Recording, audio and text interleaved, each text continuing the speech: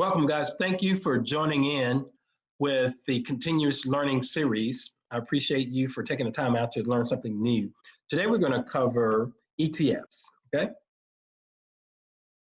And hopefully you learned something today. ETF stands for Exchange Traded Funds.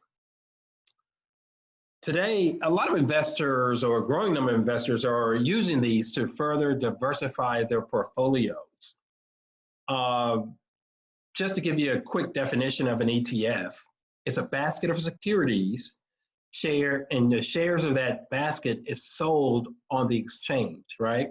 So they combine the features of owning stocks, mutual funds, and bonds into the ETF itself. So all day on the exchange, the ETF is trading just like a stock.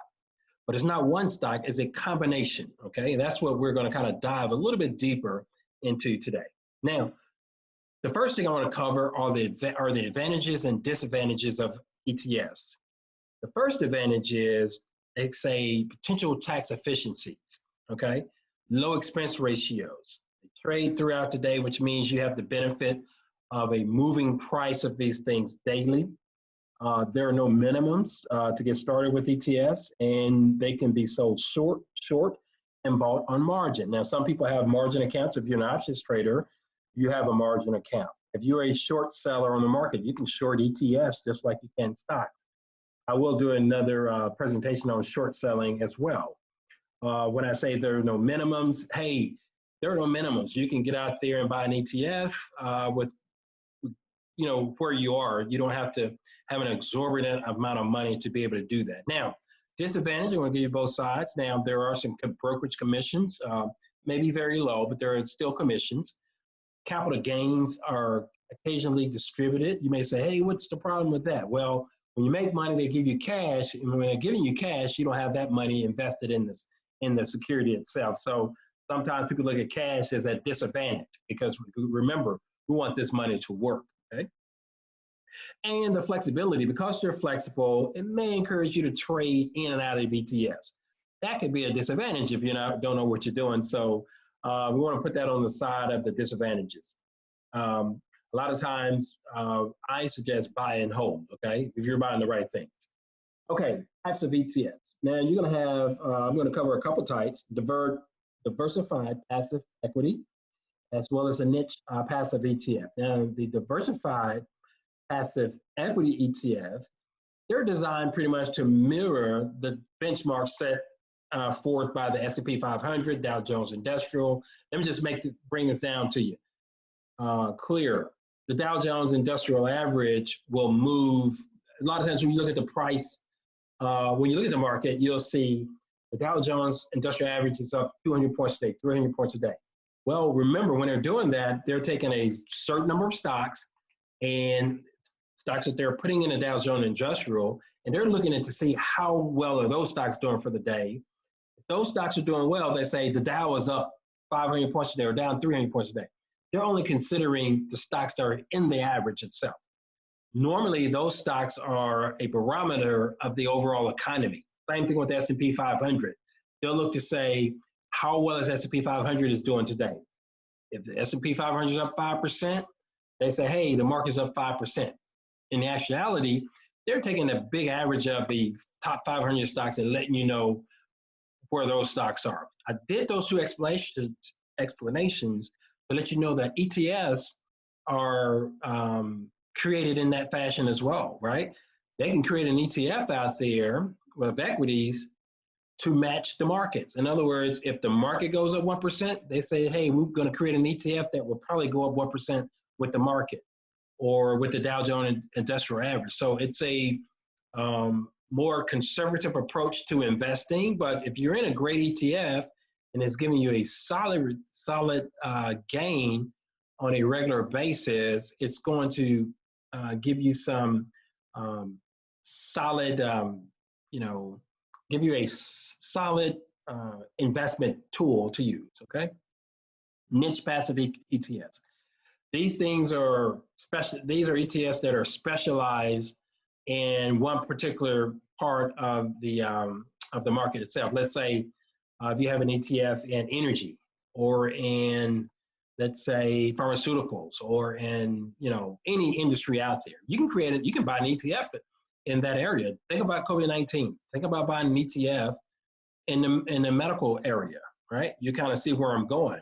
You have a basket of stocks, and if the industry is going towards a cure, a bunch of stocks are going to benefit from that, right? And those stocks could be people who are developing the cure, people who are, when they get this cure, they got to distribute the cure. They're going to have, all sorts of things to get that cure from the factories to the doctor's office to your arm. If it happens to be, some sort of injection for a cure. So think about all the different pieces of apparatuses around that. Well, there are different companies all across the spectrum there that are going to participate. If you bought a ETF in this area, you would have stocks, in all of those different companies. That's what they would call a niche passive ETF. So those are the differences there. Think about also how we're building our portfolio. Think about when I talk about a certain sector in the portfolio of the percentages. Instead of you buying individual stocks in that quadrant, you can just buy an ETF. Or you can buy a combination of an ETF plus stocks in that quadrant, just to give you further diversification, okay? Other types, active equity ETFs, as well as fixed income ETFs. Let's talk about active equity ETFs. These ETFs will allow fund managers or managers of the ETF to make their judgment as far as picking stocks, okay? So you may want to say, hey, I don't want one matching the SP 500 where they're just going to try to mirror what's happening in our SP 500 or Dow Jones Industrial Averages. I'm going to get an active ETF, whereas there's an actual manager out there picking and choosing stocks all over the place, trying to give you a better return on investment. That's what you would call an active equity ETF, okay? There's also one called the fixed income ETF, and they focus on bonds rather than stocks. Bonds, those are debt instruments, and they pay a smaller, they have a smaller yield than stocks on average. However, they're consistent, they're safe. Sometimes you want to put some of those in just to further diversify your portfolio, okay? All right, that's it. So we talked about ETFs. Think about building out that portfolio. Think about going in those quadrants. Think about buying stocks in those quadrants. And not only are you buying stocks in those quadrants, but you're sprinkling in ETFs, okay? A balanced approach to the markets. That's what ETFs are going to give you, a more balanced approach, okay? So when you want to start talking about diversification, we talked about all the different sectors and quadrants that we talked about in part 1 and part 2. Now we're introducing something called the ETF, where you can actually buy these things right from your brokerage account and insert those ETFs into your mix as well. The goal is to have your portfolio working for you and having that portfolio giving you a solid return throughout all of the economic conditions that we may be facing from time to time, okay? When the economy is expanding or when it's retracting, we don't want to get in there and having to buy and sell all the time. We want a balanced portfolio that's got all these different instruments in it that will win over time, okay? The goal is to win over time in your portfolio, not to have to actively manage every stock all the time. So think about ETFs. I think they're great vehicles to sprinkle in to further diversify your goals and to get us to the result that we all want to be. Thank you. I hope you enjoyed this, and we will look forward to the next lesson. Thank you.